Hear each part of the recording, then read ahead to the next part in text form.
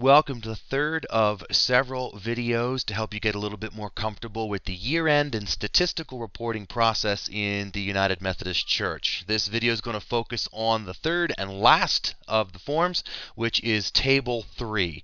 As we've seen in the other videos, we're going to be submitting these online this year through the General Council of Finance and Administration. So let's take you to that website first. www.eagle.gcfa.org.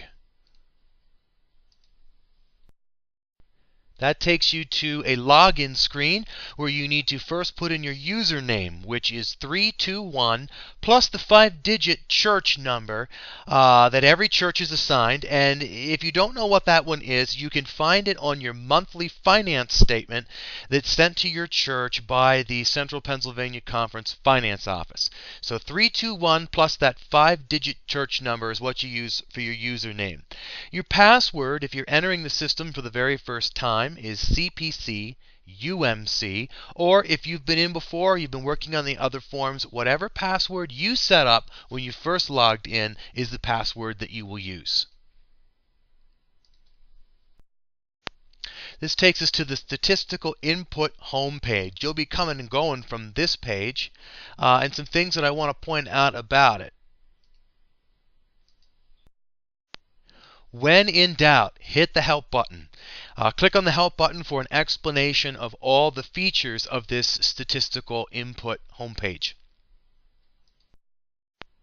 It will bring up a pop-up window that looks like this. You'll see each of these numbers in the colored circles explains what every part of this page is all about.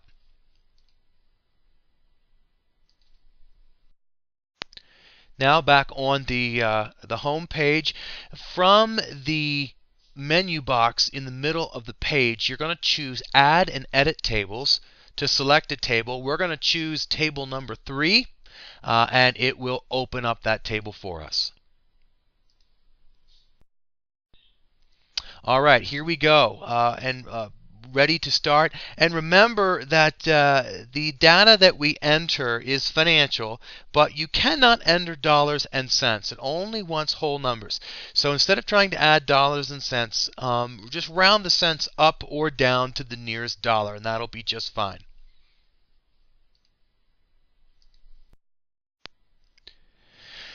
Now this whole form, table number 3, is all about the income sources and streams of your congregation. Line 66, record here the number of giving household units in your congregation. What a giving unit be, or a household unit? These would be the members and the regular attenders who are recorded in your financial records that receive pledges from, or we send offering envelopes to.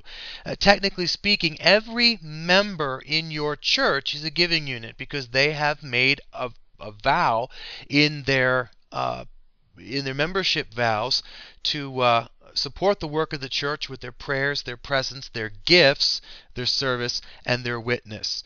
Not every church uses envelopes. Not every church does a yearly pledge. But whatever way that you organize and contact all the households among your membership, that would be the number that you put in here. Lines 67A through 67G, we record here the funds that are used exclusively for the annual budget or the spending plan for operating expenses and program expenses. Basically, this is all the income that comes through the offering plate through a variety of sources that you use for your operating expenses and your program expenses. You see on the right side of the column here the things not to include. Any funds that are given for capital improvements, building projects. These aren't recorded here. Those come a little bit later.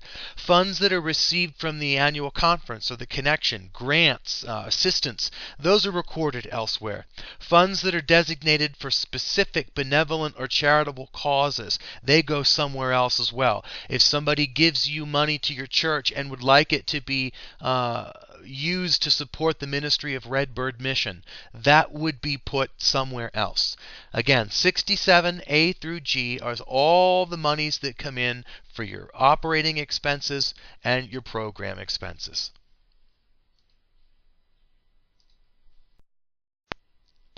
Lines 68A through 68D, record here the funds received for capital campaigns, for special projects, bequests, memorial gifts, benevolent causes.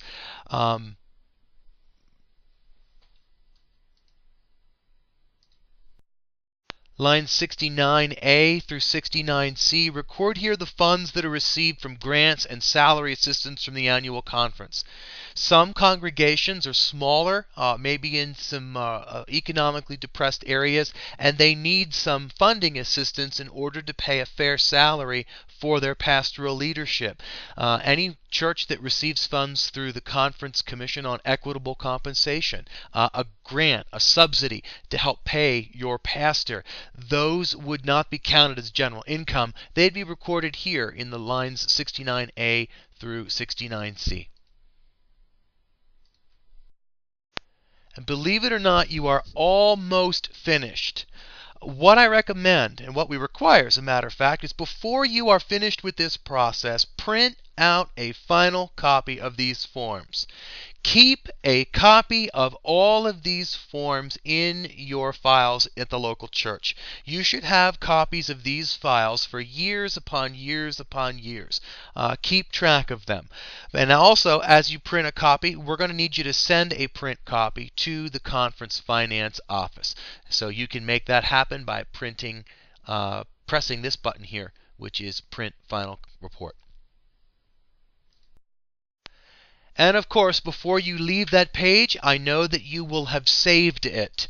Remember to always hit that save button. You can save the work, but it will not submit it. Which brings us now, assuming that all of our reports are done, we've double checked them, we've triple checked them, and we're ready to submit them. This is how we do it.